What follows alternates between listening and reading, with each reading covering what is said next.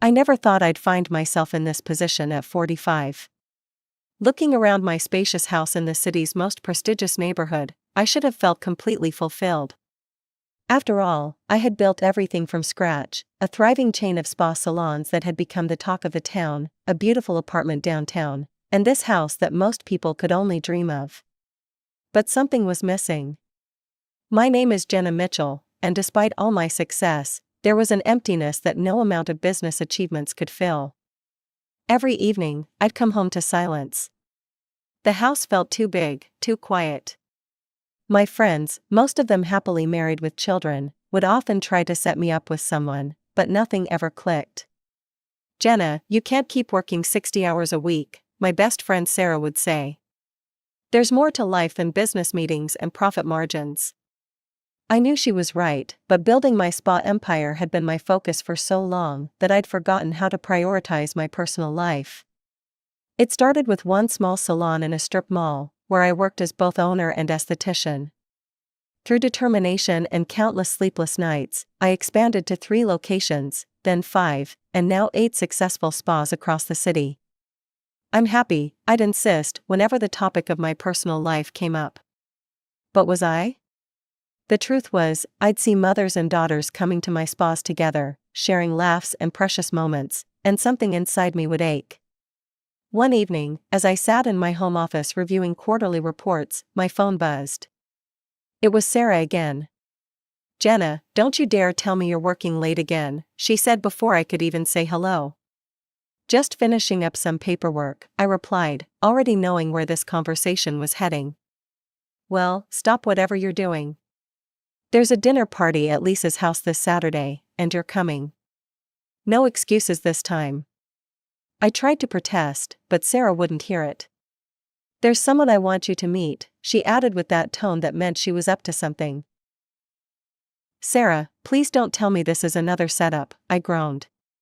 "Trust me on this one, Jen. He's different. He's successful, divorced, has a teenage daughter. He's real, not like those workaholics I've introduced you to before." Something in her voice made me pause. Maybe it was time to take a chance. "Fine," I sighed. "But this is the last time I'm letting you play matchmaker." The dinner party was exactly what you'd expect: good wine, better food, and the kind of conversation that flows easily among old friends. That's when I saw him. David Anderson stood out in the crowd, not because he was particularly striking, but because of the way he carried himself. There was a quiet confidence about him that caught my attention. We moved to a quieter corner of the room, and before I knew it, hours had passed. David was a corporate lawyer who'd been divorced for 3 years. His 15-year-old daughter, Emma, lived with him and her mother on alternate weeks. "It must be challenging, co-parenting a teenager," I said, sipping my wine. David chuckled. "Emma's a good kid, but you know how teenagers are. One minute they're your best friend, the next they're rolling their eyes at everything you say." We discovered we shared a love for hiking, classic movies, and terrible dad jokes. It felt easy. Natural. When he asked for my number at the end of the evening, I didn't hesitate. Our first date was at a small Italian restaurant downtown. The conversation flowed as easily as it had at the party. "Tell me about Emma," I said, genuinely curious about his daughter. His face lit up. "She's brilliant, really into art and photography. She's going through that typical teenage phase where she thinks she knows everything, but underneath it all, she's got a good heart." We started seeing each other regularly. Movie nights, weekend hikes, quiet dinners at home. For the first time in years, I found myself thinking about something other than work.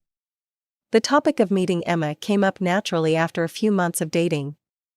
"I think she'd like you," David said one evening as we walked through the park. "She's been asking about you." I felt a flutter of nervousness. "Are you sure it's not too soon?" "Jenna, we've been dating for 4 months, I think it's time." The meeting was arranged for the following weekend. Emma would come to one of my spas first, then we'd all have dinner together. I spent hours making sure everything would be perfect. When Emma walked into the spa, I saw David in her features, the same warm brown eyes and easy smile. She seemed shy at first, but as I showed her around the spa and introduced her to the staff, she began to open up. "This is so cool," she said, looking around the treatment room. "Dad said you own all of these?" 8 locations now, I replied, trying not to sound like I was bragging. "Would it be okay if I tried some of the treatments?" she asked hesitantly. I smiled and handed her a VIP membership card. "Consider this a welcome gift." Her eyes lit up, and for a moment, I saw the child beneath the teenage exterior. "Really? Thank you." That evening at dinner, Emma couldn't stop talking about her spa experience. David caught my eye across the table and smiled, and I felt something shift inside me. Maybe, just maybe, this could work. As the months passed, our relationship deepened. David and I fell into a comfortable rhythm, and Emma seemed to genuinely enjoy spending time with me.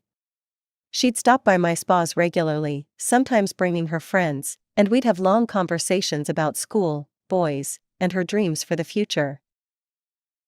One evening, about a year into our relationship, David and I were having dinner at my house when he suddenly became serious.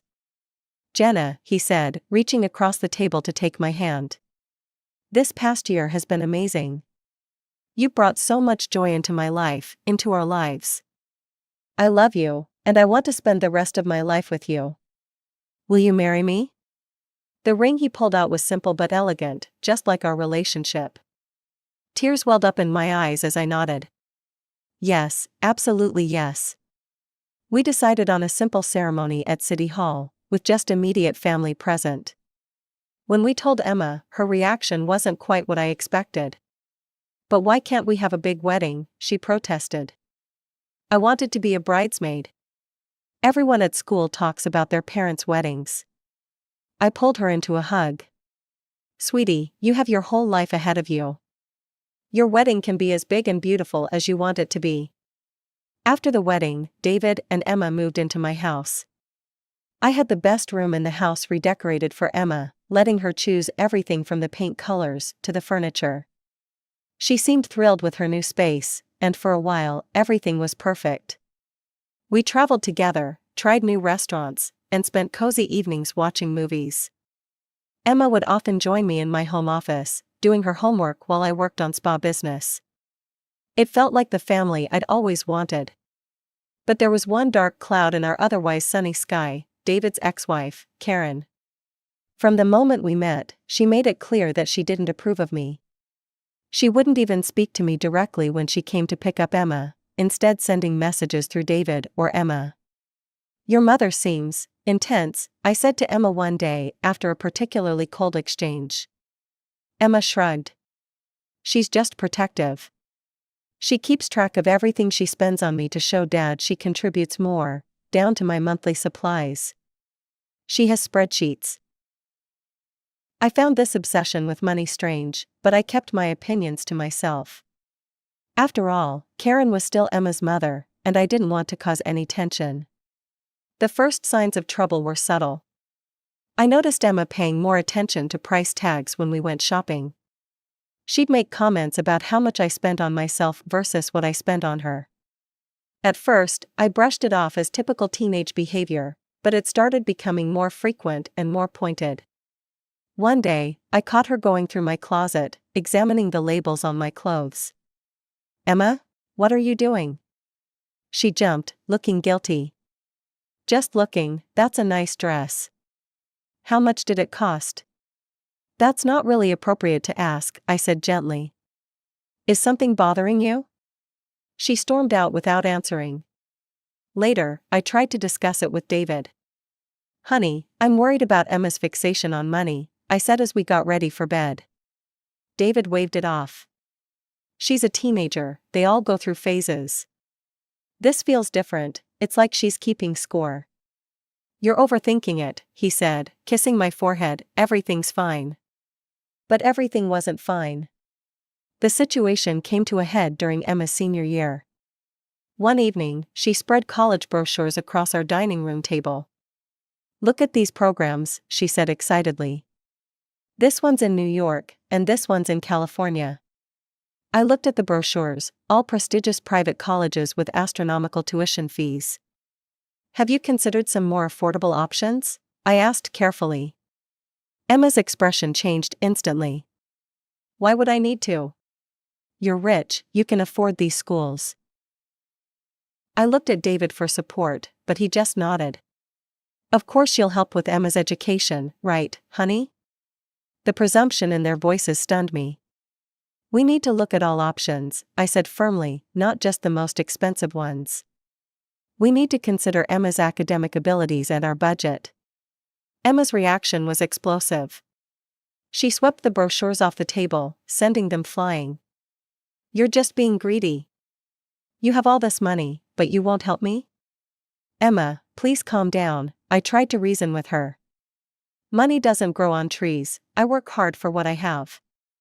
I'm going to Mom's, she screamed, running upstairs. Minutes later, she came down with a packed bag and stormed out to a waiting taxi. After she left, David turned on me. You were too harsh with her, she's just a teenager with dreams. Dreams need to be realistic, I argued. And since when is it automatically assumed that I'll pay for everything? He went to bed angry that night, and I slept alone, wondering how things had gone so wrong. Days passed, and Emma stayed at her mother's house. My calls went straight to voicemail.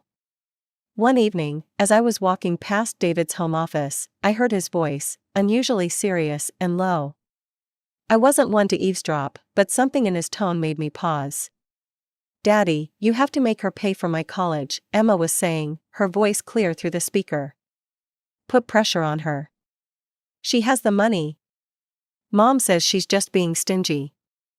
I expected David, my husband, the man who had promised to build a life with me, to set his daughter straight. Instead, his response sent chills down my spine. I'll try my best, sweetheart, don't worry. Jenna will come around. I know exactly how to handle this. The casual confidence in his voice, the way he talked about manipulating me, it made me feel physically ill. I couldn't stay quiet any longer. Handle what exactly? I asked, stepping into the doorway. David nearly dropped his phone. So this is your plan? Conspire with Emma behind my back to pressure me into paying for everything? His initial shock quickly transformed into defensiveness. Well, why shouldn't you?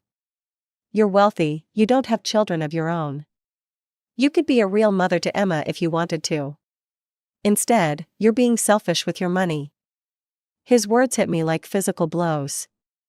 Selfish? For not wanting to be manipulated and pressured? For expecting my husband to discuss major financial decisions with me instead of plotting behind my back? We argued for another hour, going in circles, with David refusing to see anything wrong with his and Emma's behavior. Finally, I stormed out of his office, tears of frustration burning in my eyes. I'm sleeping in the guest room tonight, I announced. I can't even look at you right now. I barely slept that night, my mind racing with thoughts of betrayal and manipulation. The next morning, David left for work early, barely speaking to me. I was sitting in my home office, trying to focus on work, but failing miserably, when I heard the front door open. Emma was back. I found her in the kitchen, acting as if nothing had happened, making herself a sandwich. My hands were shaking as I confronted her.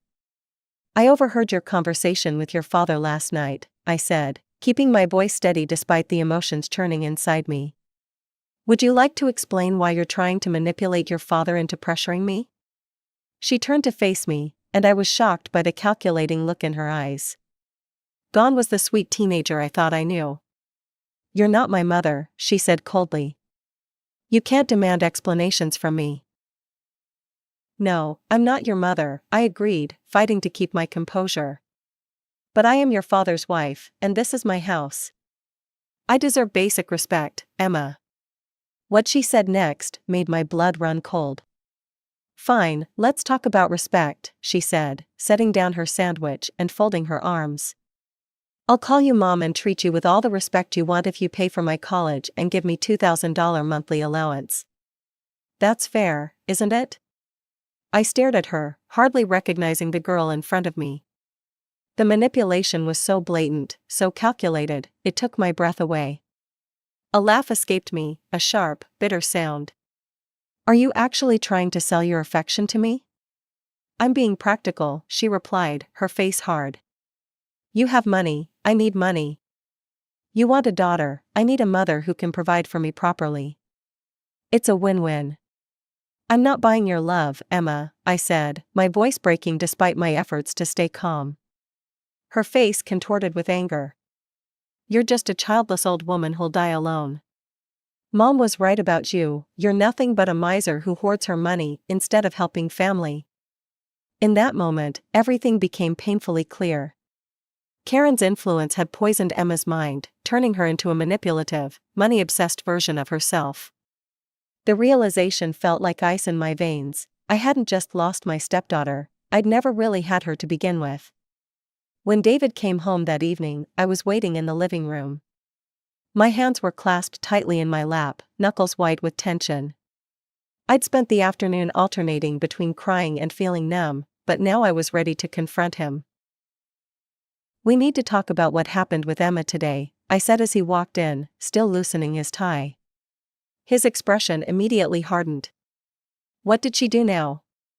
The defensive tone in his voice, automatically taking Emma's side before even hearing what happened, made my stomach clench. I recounted the conversation with Emma, her attempt to essentially sell her affection, the cruel insults she'd hurled at me. His response shocked me even more than his daughter's behavior. He ran his hands through his hair in frustration and exploded, "I'm so tired of your complaints about Emma. Every single day, it's something new. She's going through a difficult time, she needs support, not constant criticism." I stood up, trembling. "Support? She tried to extort money from me. She literally put a price tag on calling me mom, $2,000 a month plus college tuition. How can you not see how wrong that is?" "Money you can easily afford," he countered, his voice rising. "Emma's just trying to secure her future. If you really loved us, you'd want to help." Those words hit me like a physical blow. If I really loved them? After everything I'd done, everything I'd tried to be for them? I sank back down onto the couch, suddenly exhausted. I spent another sleepless night, this time in my bedroom while David took the guest room.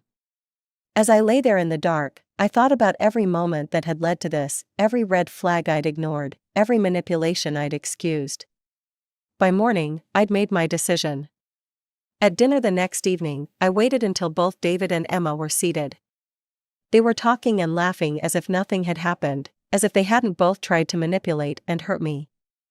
The casual way they could switch between cruelty and normalcy made me feel sick.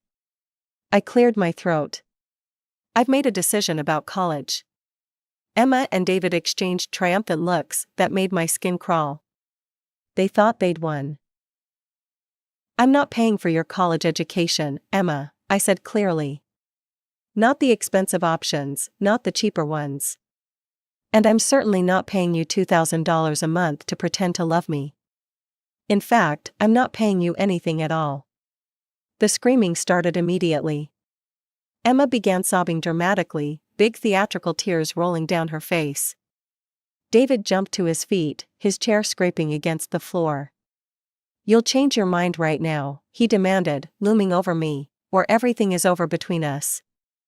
A strange calm settled over me. This was it, the moment when all pretense fell away. I looked up at him, meeting his angry glare with steady eyes.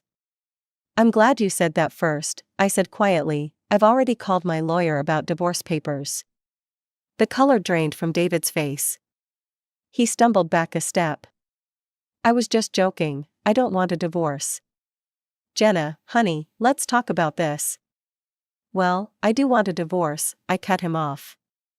"And thanks to our prenup, you won't be getting anything from me. I want you both out of my house tomorrow." "You can't do this," Emma shrieked, her fake tears turning to real ones. "Daddy, tell her she can't do this." I stood up, my chair sliding back silently. "I can, and I am. I suggest you both start packing." As I walked upstairs, I could hear Emma's hysterical crying echoing through the house, punctuated by angry shouts from David. For the first time in months, the sound didn't affect me at all. In fact, I felt lighter with each step I took away from them. The next morning dawned gray and cold. I'd barely slept, spending most of the night listening to the sounds of David and Emma moving around the house, packing their things. Around dawn, I heard David leave for work, presumably to start looking for a new place to live. A few hours later, there was a soft knock on my bedroom door. Emma's voice came through, sounding sweet and contrite, so different from her usual tone that alarm bells immediately rang in my head. I pressed record on my phone before answering. "Jenna, can we talk? Please?" When I opened the door, she stood there in her pink pajamas, looking young and vulnerable. Her eyes were red from crying, and she was wringing her hands nervously. For a moment, I almost fell for it. "I need to tell you something," she said, perching on the edge of my bed like she used to do when we first became family. "It was all Mom's idea, everything. She told me to demand the money and expensive college. She said you'd give in if I pushed hard enough, that rich people always do." I watched her performance with a mixture of disgust and fascination. She was good, the trembling lip, the occasional tear, the way she glanced up at me through her lashes. How many times had I fallen for this act before? "Mom said," she sniffled, "she said that you were probably lonely and desperate for a family, that you'd pay anything to keep us. But I've been thinking all night, and I feel terrible about what I did." She reached for my hand. I pulled away. "I've thought about it," she continued, her voice taking on an eager edge, "and I have a new proposal. I'll stop talking to Mom completely, cut her out of my life entirely, if you'll still pay for college. Any college, not just the expensive ones. And maybe just $1,000 a month instead of $2,000. That's reasonable, right?" The disgust I felt must have shown on my face because she quickly added, "I really mean it this time. I'll be the perfect daughter. I'll help with your business, I'll spend holidays with you instead of Mom, everything." I stood up, needing to put physical distance between us. "So you're willing to abandon your mother for a lower price? Do you even hear yourself, Emma? You're literally trying to sell your relationship with your own mother." "But..." "No," I cut her off, "there are no buts. Get out of my house, Emma. You and your father need to leave today. I don't care where you go, but you can't stay here." She fled in tears, slamming doors as she went. By afternoon, they were gone, neither of them saying goodbye. I walked through the empty house, finding small signs of their hasty departure, a forgotten sock under the bed, a half-empty bottle of shampoo in the shower, Emma's college brochures still scattered across the dining room floor. A few days later, my phone rang, Karen's number. I almost didn't answer, but something made me pick up. "Karma has worked," she crowed, her voice dripping with satisfaction. "Your marriage is over. You'll die alone, just like I said. I knew you weren't good enough for them." I waited for her to finish her gloating, then said sweetly, "I have a surprise for you, Karen." I sent her the audio recording of Emma offering to cut ties with her for money. She called back immediately, her voice shrill with panic. "That's fake.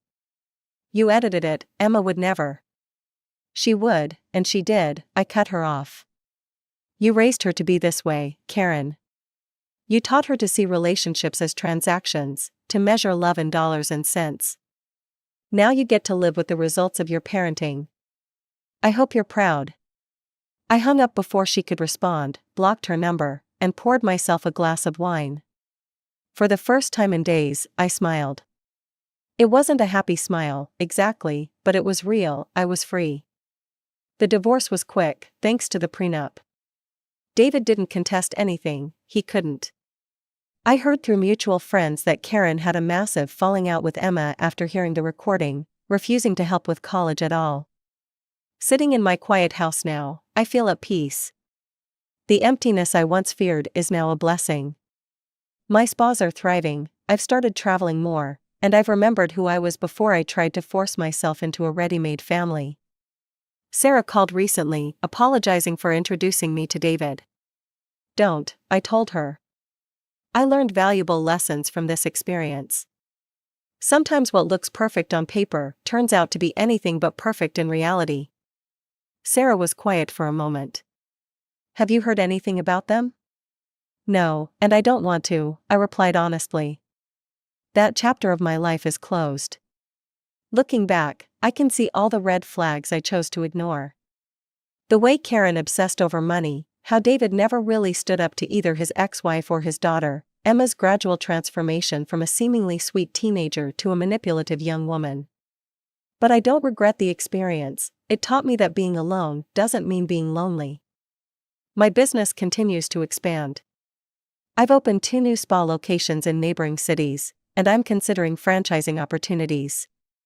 My life is full of work I love, friends who genuinely care about me, and the freedom to make my own choices without emotional blackmail or financial manipulation.